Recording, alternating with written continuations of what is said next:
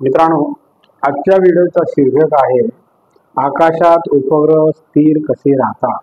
आकाशात उपग्रह स्थिर कसे राहतात बघूया आता काय. बुध आणि शुक्र यांच्या व्यतिरिक्त इतर सर्व ग्रहांना नैसर्गिक उपग्रह आहेत. याशिवाय जगातील शास्त्रज्ञांनीही अवकाशात कृत्रिम उपग्रह पाठवले आहेत. हे उपग्रह इकडे तिकडे न भटकता स्थिर राहतात. कसे बघूया. एखाद्या दोऱ्याने बांधून लटकवलेल्या चेंडूसारखे ते वाटतात. Very good. आणि फिरत असतात.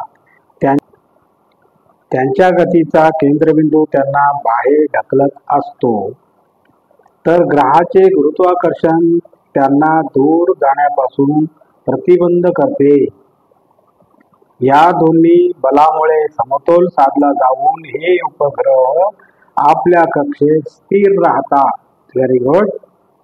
अवकाशात हवा नसल्यामुळे या उपग्रहांवर कोणतीही प्रतिरोध शक्ती काम करीत नाही. Very good.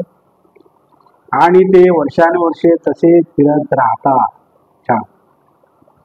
हे उपग्रह गोलाकार न फिरता दीर्घ लांब वर्तुळाकार फिरत असतात. छान.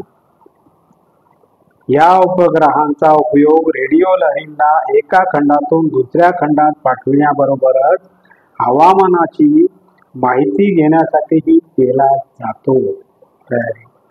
शास्त्रीय उपग्रह अवकाशातील वातावरणाची तपासणी करतात आणि सूर्य, ग्रह, ताऱ्यांच्या अभ्यासाचेही काम करतात.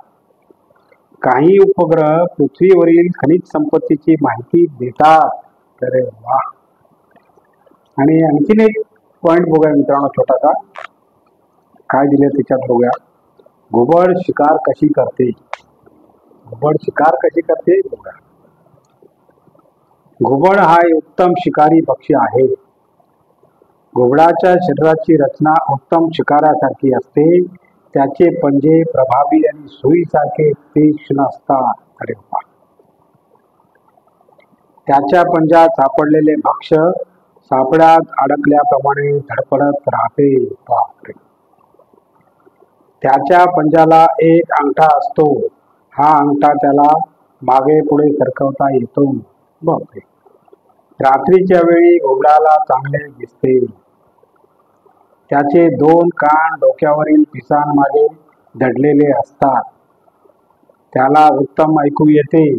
घुबड उडताना त्याच्या पंखांचा आवाज होत नाही. त्यामुळे पक्ष्यांवर वेगाने व अचानक त्याला धडक घालता येते. उंदीर, खार असे मासे परत बघूया मित्रांनो. उंदीर, खार, ससे, साप, बेडूक, मासे हे घुबडाचे आवडते खाद्यपदार्थ आहेत. अरे वा. आणि अशा प्रकारे मित्रांनो आजचा आपला व्हिडिओ संपलेला आहे.